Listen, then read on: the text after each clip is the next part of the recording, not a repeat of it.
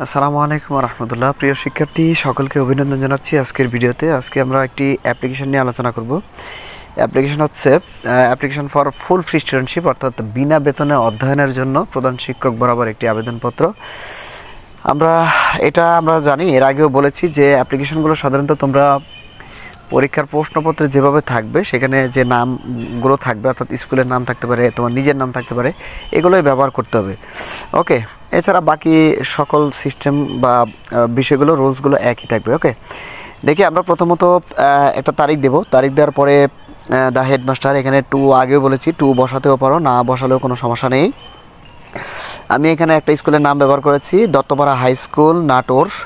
তোমরা এখানে প্রশ্নে যে স্কুলটার নাম দেওয়া থাকবে সেই স্কুলটার নামই এখানে ব্যবহার করবে। ওকে, এরপরে মূল বিষয় হচ্ছে সেটার উপর সাবজেক্ট লিখবে। যেমন সাবজেক্ট, এখানে এভাবে সংক্ষেপে লিখলে হয়, তবে সাবজেক্ট পুরোপুরি লেখাটা ভালো।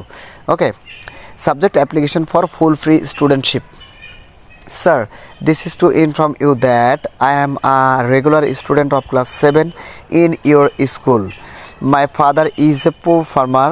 There are 7 members in our family, but he is the only earner. So it is very difficult to bear all kinds of cost.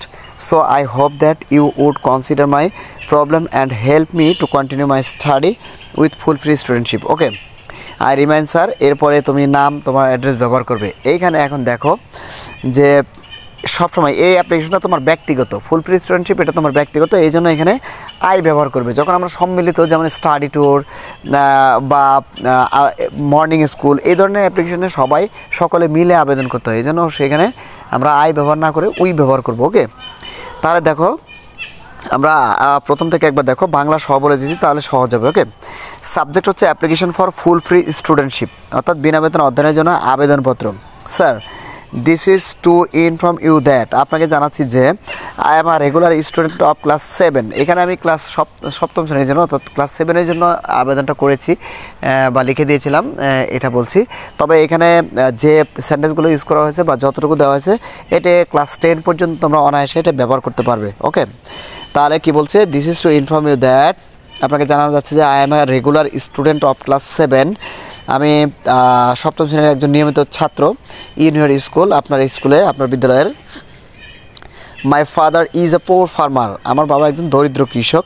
There are 7 members in our family, আমাদের পরিবারে 7 জন সদস্য রয়েছে। But he is the only earner, কিন্তু শুধুমাত্র আমার বাবাই একজন উপার্জনকারী। So it is very difficult to bear our all kinds of cost, সুতরাং আমার বাবার জন্য এটা অনেক কঠিন যে আমাদের সকল ব্যয় তিনি বহন করবেন। সো আই হোপ দ্যাট, আমি আশা করি যে you would consider my problem, আপনি আমার সমস্যাটুকু বিবেচনা করবেন, and help me to continue my study, এবং আমার পড়াশোনা চালিয়ে যাওয়ার জন্য সহযোগিতা করবেন উইথ ফুল ফ্রি স্টুডেন্টশিপ, বিনা বেতনের মাধ্যমে। আই রিমাইন্ড স্যার, এরপরে এখানে নাম, ঠিকানা, অ্যাড্রেস দিয়ে শেষ করে দেবো। ওকে, তো সকলে ভালো থেকো, সুস্থ থেকো, দেখা হবে পরবর্তী কোনো ভিডিওতে গুরুত্বপূর্ণ কোনো বিষয় নিয়ে। আসসালামু আলাইকুম।